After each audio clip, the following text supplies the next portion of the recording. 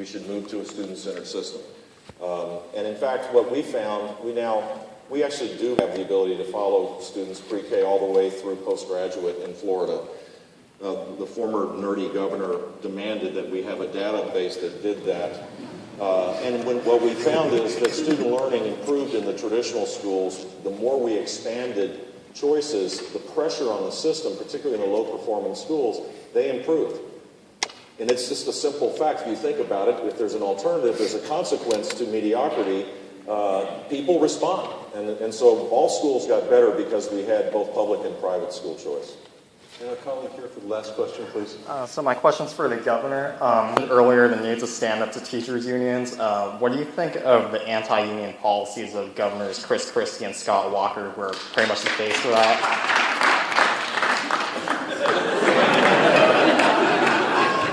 I'm not sure what that means when you go like this. Does that mean I'm being videoed? Great.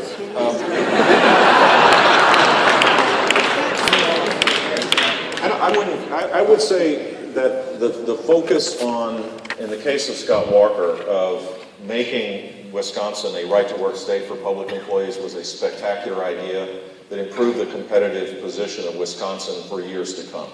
One of the challenges that existed, the unions actually have a health insurance plan in Wisconsin. And as such, because they required it as part of their collective bargaining process, they said that you had to use our insurance system. When they changed the system and allowed districts to negotiate their health care independently of the collective bargaining process, many of these districts had 40% reductions in health care costs with the same level of benefits. And that money then goes back into the classroom with higher pay for teachers. This was a good result for Wisconsin. And Christie's efforts have not yielded the same kind of results, but I like the guy's spunk. I think it's fantastic. I think he's trying hard, and he deserves high praise for taking on a system that is not going to be sustainable. 10 years from now, New Jersey is going to have a crisis in their pensions that is going to be of epic proportions unless they change. And so Chris's belief is, deal with me now, or deal with a huge crisis 10 years from now where you don't have the benefits that you think you have.